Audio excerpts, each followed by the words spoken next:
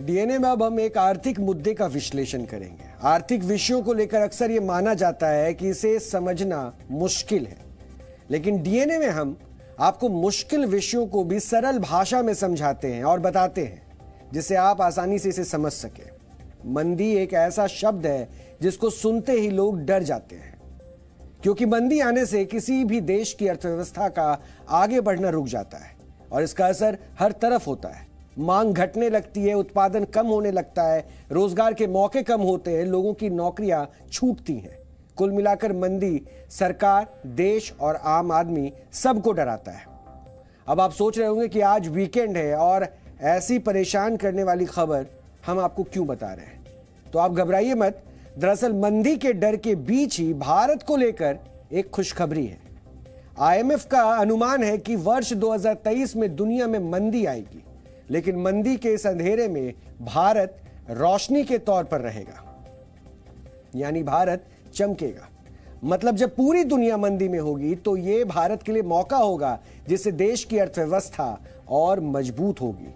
हिंदुस्तान दुनिया का नेतृत्व करेगा और इसका हमारी जो इकोनॉमिक जो अनुमान लेकर अभी चला जा रहा है कि हम $5 ट्रिलियन के उस लक्ष्य को हासिल कर पाएंगे कि नहीं कर पाएंगे, उसकी सफलता की उम्मीद और ज्यादा प्रबल हो जाएगी। आईएमएफ ने आने वाले दिनों में दुनिया भर की इकोनॉमी को लेकर इस हफ्ते कई अनुमान जारी किए हैं और इन सभी अनुमानों में सबसे ज्यादा जिस देश की तरफ तारीफ की गई है और जिस देश पर सबसे ज्यादा भरोसा जताया गया है वो हिंदुस्तान है। भारतीय अर्थव्यवस्था के सबसे तेजी से बढ़ने का अनुमान लगाया गया है। वर्ष 2023 में अगर मंदी आती है तो भारत से ही दुनिया को सहारे की उम्मीद है। आईएमएफ के मुताबिक भारत वित्त वर्ष 2028 में दुनिया की तीसरी सबसे बड़ी अर्थव्यवस्था बन जाएगा और भारतीय अर्थव्यवस्था $5.3 ट्रिलियन से ज्यादा की हो जाएगी, यानी अमेरिका और चीन के बीच भारत की अर्थव्यवस्था तीसरे नंबर पर पहुंच जाएगी। भारतीय अर्थव्यवस्था जो अभी 5वें नंबर पर है, जापान और जर्मनी को पीछे छोड़ देगी और आईएमएफ के मुताबिक वर्ष 2025-26 में भारत की अर्थव्यवस्था जर्मनी की अर्थव्यवस्था के बराबर होगी, जो कि दुनिया की चौथी सबसे बड़ी अर्थव्यवस्था है। वहीं वर्ष 2027-28 में भारत जापान को भी पीछे छोड़कर आगे हो जाएगा। वर्ष 2028 में भारत की अर्थव्यवस्था $5.3 ट्रिलियन से ज्यादा होने की संभावना है, जबकि जापान की अर्थव्यवस्था $5.17 ट्रिलियन से ज्यादा होगी। आईएमएफ की प्रबंध निदेशक क्रिस्टालिना जॉर्जीवा का कहना है कि भारत आने वाले दिनों में काफी मजबूती से आगे बढ़ेगा और G20 की भारत की अध्यक्षता के दौरान भारत पूरी दुनिया में अपनी छाप छोड़ेगा। दरअसल भारत 1 दिसंबर 2022 से एक वर्ष के लिए G20 की अध्यक्षता करेगा और भारत की अध्यक्षता में ही G20 का शिखर सम्मेलन वर्ष 2023 में भारत में आयोजित किया जाएगा। इसके अलावा वर्ष 2023 में ही शंघाई कॉरपोरेशन ऑर्गेनाइजेशन की अध्यक्षता भी भारत ही करेगा, यानी दुनिया के 2 सबसे अहम अंतर्राष्ट्रीय आर्थिक संगठन की अध्यक्षता भारत करेगा। अब आपको सुनाते हैं भारत को लेकर आईएमएफ का क्या कहना है। India deserves to be called a bright spot on this otherwise darker horizon because it has been a fast-growing economy even during these difficult times. But most importantly, this growth is underpinned by structural reforms. Among them, the remarkable success in digitalization in India, from digital ID to providing all services and support on the basis of digital access. This has been indeed a huge factor for India's success. And the country is now stepping into taking the lead on G20 from that position of strength, which makes me strongly believe that we would see India leaving a mark on the world for years to come during next year's presidency. And what could that mark be? In what areas? It could be in the area of digitalization, including digital money. We know that we need regulation of crypto. We know that we need to get some more attention to cross-border payments, and how we are proposing public investment in the infrastructure of a cross-border payment platform. It can be in the area of bringing more fairness in our institutions. Next year we need to complete the 16th quarter review. India has been a very strong voice. ने भारत के लिए एक बहुत ही अच्छा जो खबर देने की कोशिश की है। सरकार पहले से ही 5 ट्रिलियन इकोनॉमी के ऊपर काम कर रही थी।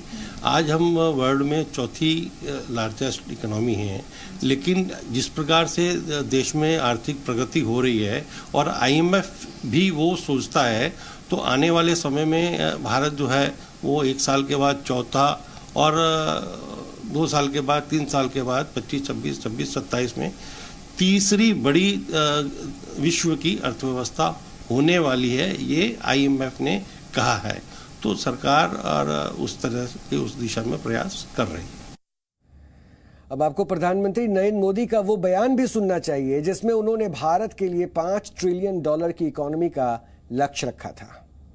मैं आपको विश्वास दिलाना चाहता हूं कि भारत में प्रगति की रफ्तार और तेज होगी। हम देश के विकास से जुड़ा हर फैसला ले रहे हैं। न हमारी नीतियों में भ्रम है और न ही हमारे लक्ष्य में संदेह है। हमारे $5 ट्रिलियन इकोनॉमी के लक्ष्य का रोड मैप तैयार है। यह लक्ष्य सिर्फ क्वांटिटेटिव ग्रोथ का ही नहीं है, पर हर भारतीय की क्वालिटी ऑफ लाइफ बेहतर करने का भी है। दरअसल प्रधानमंत्री के बयान सुनाने का हमारा मकसद ये था कि जब प्रधानमंत्री ने $5 ट्रिलियन की इकोनॉमी का लक्ष्य रखा था, तो इस लक्ष्य पर बार बार सवाल उठाए जा रहे थे, राजनीति हो रही थी। और इसी हफ्ते आईएमएफ ने वर्ष 2023 के लिए जीडीपी विकास दर का अनुमान जारी किया था। आईएमएफ की ओर से जो विकास दर का अनुमान जारी किया गया, उसके मुताबिक वर्ष 2023 में पूरी दुनिया में सबसे तेजी से भारत की अर्थव्यवस्था आगे बढ़ेगी। आईएमएफ ने जो अनुमान जारी किया है, उसके मुताबिक भारत की विकास दर 6.1% रहेगी, जबकि अमेरिका में 1, चाइना में 4.4, जापान में 1.6, स्पेन में 1.2% विकास दर रहने की उम्मीद जताई गई है। वहीं वर्ष 2023 में फ्रांस, ब्रिटेन में विकास दर 1% से भी कम रहने का अनुमान है, जबकि इटली, जर्मनी, रूस की विकास दर निगेटिव रहेगी। यानी आईएमएफ ने जब भारत के सबसे तेज विकास दर का अनुमान जारी किया था, तो इस पर भी प्रोपेगेंडा चलाने वाले पत्रकार और नेता अपनी आदतों से बाज नहीं आए और यह कहना शुरू कर दिया कि आईएमएफ ने भारत के विकास दर का अनुमान घटा दिया है। दरअसल आईएमएफ ने वर्ष 2022 के लिए पहले 7.4% का जीडीपी ग्रोथ का अनुमान जताया था और फिर इसे घटाकर 6.8 कर दिया था। तो ऐसे सिलेक्टिव पत्रकार और नेताओं ने यह कहना शुरू कर दिया था कि भारत के विकास दर का अनुमान घटा दिया गया है, लेकिन अब आप सच जान चुके हैं। अनुमान में मामूली कमी की गई है। वर्ष 2023 में भारतीय अर्थव्यवस्था ही सबसे तेजी से आगे बढ़ेगी।